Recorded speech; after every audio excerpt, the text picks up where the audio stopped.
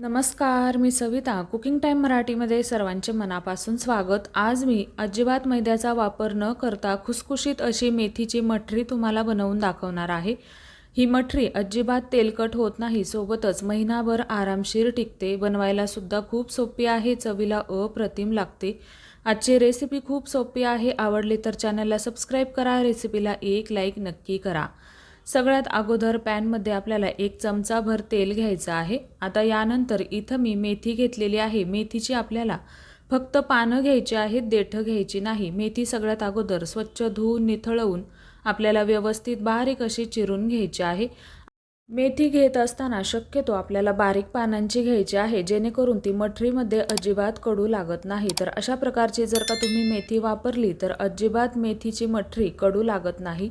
आता इथं मी तुम्हाला कपाचं सुद्धा प्रमाण सांगणार आहे, जेणेकरून तुम्हाला प्रमाण घ्यायला खूप सोपं जाईल.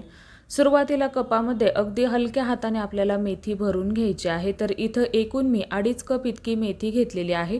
आता इथं तुम्ही मेथीचं प्रमाण कमीसुद्धा करू शकता. 1.5 कप घेऊ शकता, 2 कप घेऊ शकता किंवा 2.5 कप घेतलं तरीही चालेल.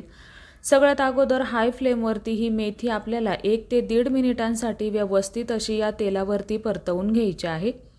परतवलेली मेथी आपल्याला व्यवस्थित अशी थंड करून घ्यायची आहे. आता इथं आपण गव्हाचं पीठ कसं भरायचं कपामध्ये ते पाहणार आहोत व गव्हाच्या पिठाचं प्रमाणसुद्धा मी तुम्हाला अचूक सांगणार आहे. तर व्हिडिओमध्ये दाखवल्याप्रमाणे तुम्हाला गव्हाचं पीठ भरून घ्यायचं आहे. गव्हाचं पीठ मी अगोदर चाळून नंतर कपामध्ये भरून घेतलेलं आहे. तर इथं एकूण मी 3.5 कप इतकं गव्हाचं पीठ घेतलेलं आहे. तर आता इथं तुम्हाला जर का आवडत असेल तर 2 चमचे बेसन पीठ वापरलं तरीही चालेल. आता आपली मेथीची मठरी छान खस्ता कुरकुरीत व्हावी यासाठी यामध्ये आपण अर्धा कप रवा घालणार आहोत. रवा घेत असताना शक्यतो बारीक घ्यायचा आहे. तर अर्धा कप इतका रवा घेतला. आता हा रवासुद्धा आपल्याला या गव्हाच्या पिठामध्ये घालायचा आहे. आता इथं मी एक वाटण तयार करून घेतलेलं आहे. तर या वाटणामध्ये आवडीप्रमाणे तुम्हाला हिरवी मिरची घ्यायची आहे, 10 ते 12 लसणाच्या पाकळ्या व अर्धा चमचा ओवा मिक्सरला बारीक असं हे वाटण आपल्याला फिरवून घ्यायचं आहे. तर आता यामध्ये ओवा वाटून घ्यायचा आहे. याने आपल्या मठरीला खूप छान स्वाद येतो व हे वाटण आपल्याला न परतताच यामध्ये वापरायचं आहे. यानंतर 3 मोठे चमचे पांढरे तीळ घेतले, 1 चमचा जिरं घ्यायचं आहे.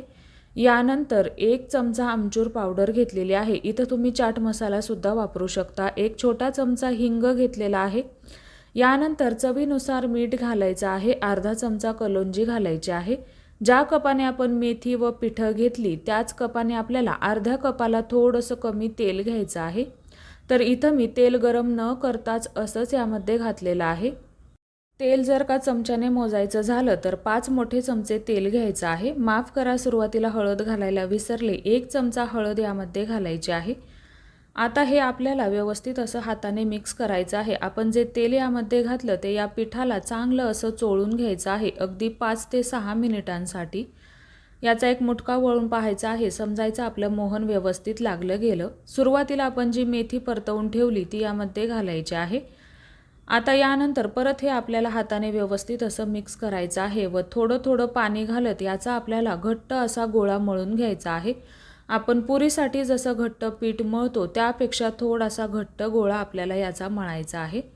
तर आता हे मळलेलं पीठ आपल्याला 5 मिनिटांसाठी असंच ठेवून द्यायचं आहे. यामधला रवा व्यवस्थित भिजला की लगेचच याचे आपल्याला गोळे तयार करून घ्यायचे आहेत. तर सुरुवातीला मी सगळ्याच पिठाचे व्यवस्थित असे एकसारखे गोळे तयार करून घेणार आहे. तयार केलेले गोळे आपल्याला व्यवस्थित असे झाकून ठेवायचे आहेत व यानंतर आपण मठरी तयार करून घेणार आहोत. आता इथं मठरी लाटत असताना तुम्ही एक मोठी चपाती लाटून टोपणाने व्यवस्थित असा त्याला आकार देऊ शकता किंवा माझ्या पद्धतीने एक एक मठरी तुम्ही लाटून घेतली तरीही चालेल.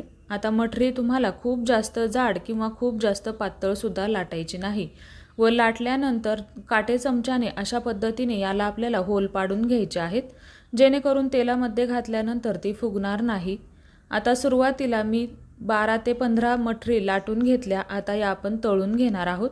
तळण्यासाठी सुरुवातीला कडकडीत तेल गरम करून घ्यायचं आहे. मठरी सोडून घ्यायची आहे. त्यावेळी गॅसची फ्लेम आपल्याला मीडियम ठेवायची आहे. यानंतर गॅसची फ्लेम आपल्याला मीडियमपेक्षा थोडीशी लो ठेवायची आहे व या मठरी आपल्याला व्यवस्थित अशा खस्ता होईपर्यंत तळून घ्यायच्या आहेत. यावरचे बुडबुडे कमी झाले की समजायचं आपली मठरी व्यवस्थित अशी तळून झालेली आहे। जर का तुम्ही हाय फ्लेमवरती तळली तर लवकर कलर पकडेल व नंतर या मठरी अजिबात खस्ता होणार नाही, मऊ पडतील। तर अशा पद्धतीने तुम्हाला मठरी तळून घ्यायची आहे। तर तुम्हाला व्हिडिओमध्ये दिसत असेल की यावरचे बुडबुडे अतिशय कमी झाले आहेत।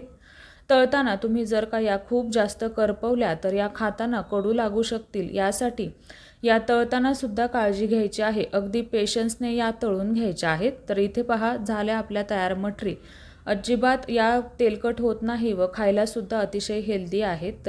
तर कशी वाटली तुम्हाला आजची रेसिपी? आवडली तर लाईक शेअर सबस्क्राईब करा। धन्यवाद।